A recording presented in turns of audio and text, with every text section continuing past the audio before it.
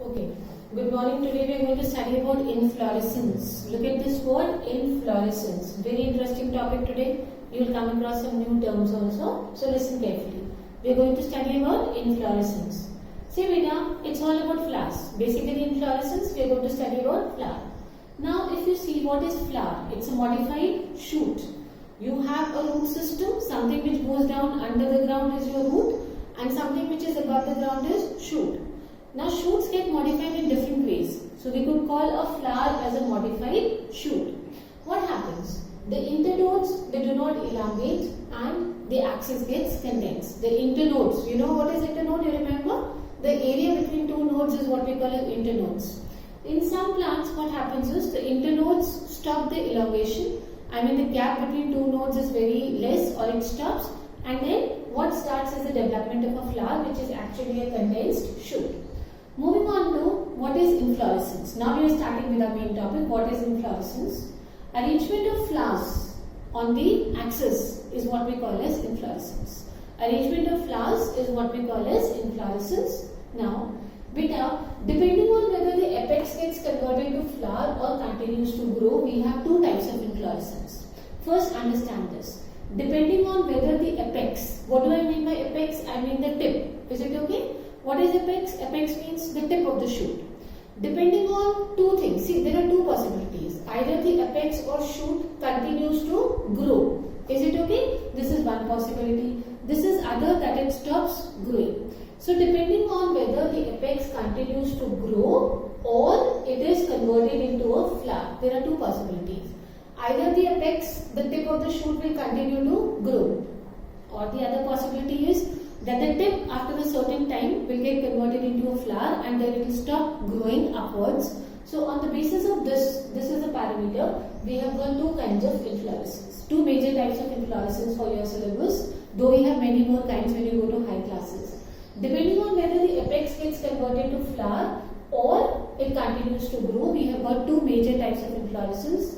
The first is racemose inflorescence, R-A-C-E-M-O-S-E. Race, R-A-C-E, race, mose, M-O-S-E, racemose inflorescence. What happens in this? The main axis continues to grow. The main axis continues to grow. If you can look here, see beta, this is racemose inflorescence. This is your main axis. Can you see? It is continuing to grow. If you see the tip, I have left it like this. This shows what? This shows that it is continuing to grow. So, the floral arrangement in which the main tip continues to, the main axis continues to grow and the flowers are borne laterally in acropetal succession. Flowers are borne laterally. Laterally means sideways. If you can see, these are the flowers. Lateral flowers. Two things when you look at this figure, very clear. The first is that this main axis, it is continuing to grow. See, I have not stopped it. I can continue to grow. So, first characteristic of racemose inflorescence is that the main axis continues to grow. The second is we have what flowers? Lateral flowers, and they are arranged in acropetal succession. Look at this word acropetal. A-C-R-O-P-E-T-A-L, acropetal. Understand what does acropetal succession mean? It means, if you look at this pattern, the new flowers at the apex and the older ones at the base. Now supposing this is your shoot, this is the flowers. These are the flowers which first came out. Now the tip is elongating, another set of flowers has come. Again the tip elongates, another set of flowers has come. So what is happening? The main shoot is continuing to grow and the old flowers, they are at the base and the new flowers grow on the top. Old flowers at the base and the new ones which will grow on the top. Such kind of a succession is known as acropetal succession. A-C-R-O-P-E-T-A-L, acropetal succession. I hope racemose and acropetal, both words are clear to everybody. Racemose means where the main tip, this main axis, it continues to grow. Its growth does not stop. And the flowers keep coming out in lateral order. If you can see, this is your main tip, it is growing. First we had these flowers, then again the tip is growing, again these flowers are coming. So old flowers are at the top and the new flowers, old flowers are at the base and the new flowers keep growing at the top. Such kind of a succession is known as acropetal succession and it is a characteristic of racemose inflorescence. Is it okay? Now, the second kind of inflorescence is cymose, C-Y-M-O-S-E, cymose inflorescence. Here beta, just the opposite of this. The main axis terminates to grow. Okay, that means its growth is very limited. The main axis terminates and it becomes a flower. If you see, this is the main axis, its growth is terminated, its growth is stopped now. First we have a flower over here. Is it okay? What happened in this? This was your main axis, it was growing. After a certain time the growth will terminate, it will stop, and what will end up over here is your flower. Is it okay? So what was the main difference between racemose and cymose inflorescence? In racemose, the central tip continues to grow. Whereas in cymose, what is happening is this central axis terminates to grow. I mean the growth stops. Here we had the old flowers down and the new flowers were coming at the top. This was known as an acropetal succession. Look here now. Look here beta, this was your first flower. This is at the top. The new flowers will keep coming down. Such kind of a succession is known as basipetal succession. B-A-S-I-P-E-T-A-L. Very fast, the main difference between acromose and cymose. In racemose, let's have the main difference first between these inflorescence. Racemose inflorescence and cymose inflorescence. In racemose inflorescence, the main axis continues to grow. In cymose inflorescence, the main axis terminates and becomes what we call as a flower. Is it okay? Then in racemose inflorescence, we had the acropetal order where the new flowers are at the apex and the old ones are at the base. Whereas in cymose inflorescence, we had the basipetal succession where the old flower is at the top and the new flowers come down. I hope racemose, cymose, acropetal, basipetal, the words are clear to you. Let's talk about the flower. We know that it is a reproductive unit in angiosperms. We have 4 walls in a flower. You heard about them. You know about them: calyx, corolla, androecium, gynoecium. The 4 main walls: calyx, corolla, androecium, gynoecium. Calyx and corolla are called accessory organs, additional organs. Calyx and corolla, they are called accessory organs, and the androecium and the gynoecium are called reproductive organs. So we basically had 4 walls: calyx, corolla, androecium, gynoecium. The calyx and corolla are called accessory organs, and the androecium and gynoecium are called reproductive organs. There is another word which you will come across in some books, which is perianth. P-E-R-I-A-N-T-H. Perianth. P-E-R-I-A-N-T-H. Perianth. Beta. In some flowers, for example, I'll give you a flower example, lily. These 2 accessory organs, that means the calyx and the corolla, they are not different, they are not distinct. You cannot see them separately. The calyx and the corolla, you cannot see them very distinctly. They are fused with each other. Such kind of a fusion, such kind of a combination is known as perianth. You will find it in lily. The calyx and the corolla, they are not distinct. You cannot separately see them very clearly. Rather, they are fused with each other. The accessory organs, calyx and corolla, are fused. This is what we call as perianth. What is it called? Perianth. Look again, what is perianth? In some flowers like lily, the calyx and corolla are not distinct. So we term it as what? We term it as perianth. We have bisexual flowers, we have unisexual flowers. If we have both androecium and gynoecium, we know bisexual. If it has only stamen or the carpel, then it is called as a unisexual flower. Moving on to symmetry now. Symmetry of a flower. What is symmetry? How you can cut something is what we call as symmetry. So, on the basis of this, that how a flower can be divided, we have got 2 kinds of symmetry. Please listen. Radial symmetry and bilateral symmetry. And on the basis of symmetry, we have got 2 kinds of flowers: actinomorphic, zygomorphic. Just focus on these words. The first word which I am taking with you is actinomorphic flowers. A-C-T-I-N-O, actinomorphic flowers. What am I discussing with you first? Actinomorphic flowers. When the flower can be divided into 2 equal radial halves in any plane passing through the center. Supposing this is my flower, radial plane, you know this is radial plane. These are all radial planes. So, you can cut your flower, you can divide your flower into 2 equal radial halves in any plane. If you want, you can cut it from here. If you want, you can cut it from here. If you want, you can cut it from here, or you can cut it from here. You will get 2 equal halves. Any radial plane. Radial plane means along 2 radii. Is it okay? This could be a radii, so this becomes 1 radial plane. If I take these radius, then this becomes 1 radial plane. This will be 1 part, this will be 1 part. Similarly, this is 1 part, this is the other part. such as a radial symmetry. So actinomorphic, what are those flowers? A flower which can be divided into two equal halves in any plane passing through the center is known as an actinomorphic flower. Examples are mustard, gulmohar. You can remember this. Basically, just remember gulmohar and chili. They're easy for you to remember. Moving on to the second one, that is zygomorphic flower. What happens in zygomorphic? A zygomorphic flower can be divided into two halves only in one particular vertical plane. You can only cut it in one vertical particular plane, only one plane. It is not that you can cut it like this, any plane you cannot cut. If you can cut it only in one plane and you get two equal halves, then your flower is known as, what is it known as? Zygomorphic. Got the difference between actinomorphic and zygomorphic?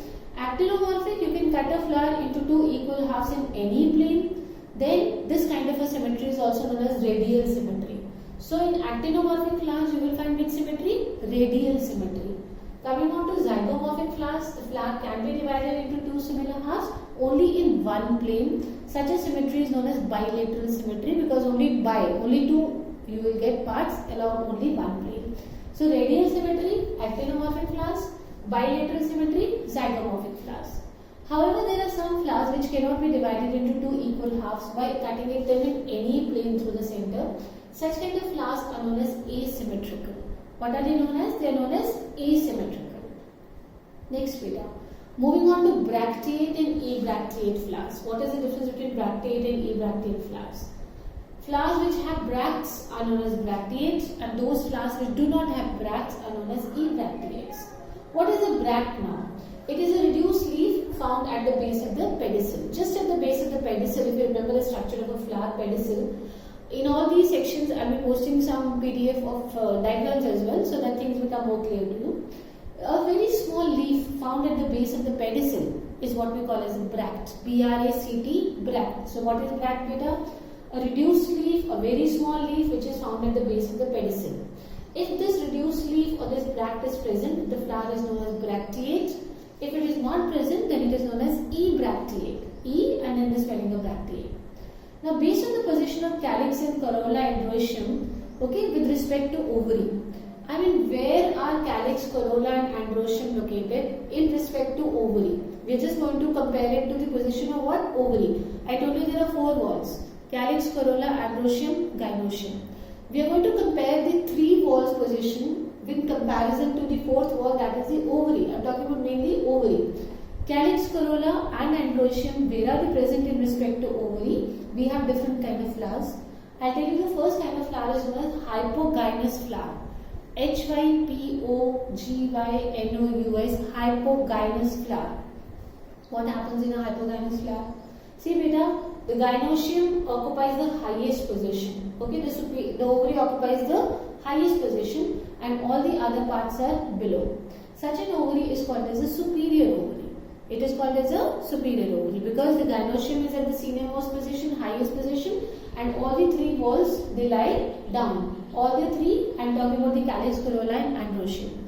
Such an ovary is called as a superior ovary. You will find it in mustard and brinjal. And the flowers are known as hypogynous. H-Y-P-O, hypogynous flowers. Second are perigynous flowers. P-E-R-I-G-Y-N-O-U-S, perigynous flower. But if the gynoecium is situated in the center and all the parts are located almost at the same level. Now gynoecium is at the center, the ovary is at the center and all the parts are around it but at the same level, then such kind of a flower is known as perigynous flower. P-E-R-I, perigynous flower, and the ovary is called half inferior ovary. What is it called? Half inferior ovary. See, if gynoecium is at the highest position, the flower is hypogynous and the ovary is superior. If the gynoecium is at the center and all the other walls are at the same height or same position, then such a flower is known as perigynous and the ovary is called half inferior ovary. Coming to the third kind of flowers, epigynous. What is epigynous? See, the margin of the thalamus grows upwards, encloses the ovary completely. The thalamus margin encloses the ovary completely. It gets fused with it. Here what is happening is, the thalamus is fusing with the ovary. Or mainly you can say the ovary is down. Just remember this much for your level. The ovary is down and all other parts of the flower are above it. Such kind of flowers are known as epigynous flowers and the ovary is known as inferior ovary. So, On the position of ovary, we have three kinds of ovaries: superior ovary, half inferior ovary, and inferior ovary. If the ovary is at the highest position and all the other walls are long, then it is superior ovary, and such a flower is known as hypogynous. If the ovary is in the center, all other walls are at the same height or at the same level, then we call it as a half inferior ovary, and the flower is known as perigynous. If the ovary is down and all other walls are at a greater height or at above it, then such kind of an ovary is known as inferior ovary. You will find it in guavas and cucumber. Such kind of an ovary is known as inferior ovary, and the flowers are known as epigynous flowers. What we have done today basically are a lot of new words. Cymose, racemose inflorescence. In racemose inflorescence, the main axis continues to grow. In cymose, the main axis continues to grow. In cymose, the main axis terminates to flowers. Second new term. Third term which we did today was acropetal and basipetal. Acropetal, new flowers at the apex and old flowers at the base. Then we have basipetal, where the new flowers are at the bottom and old flower is at the top. So we did cymose inflorescence, racemose inflorescence, acropetal succession, basipetal succession. Then we did perianth. In plants like lily, the calyx and corolla get fused. They are not distinct. This is what we call as perianth. We did bisexual, unisexual flowers, which you know. Actinomorphic, zygomorphic. If you can divide a flower into two equal halves in any plane passing through the center, then it is actinomorphic. But if it can be divided only in two similar halves in only one vertical plane, then this is called as zygomorphic. And if you cannot divide it into two similar halves in any vertical plane, then such a flower is known as asymmetrical. Then we did bracteate and abracteate flowers, flowers with bracts, flowers without bracts. What are bracts? Reduced leaf found at the base of the pedicel. Depending on the position of calyx, corolla and androecium, I told you we would have hypogynous, perigynous, epigynous flowers. In hypogynous flowers, we have superior ovary. In perigynous flowers, we have half inferior ovary. And in epigynous flowers, we have an inferior ovary.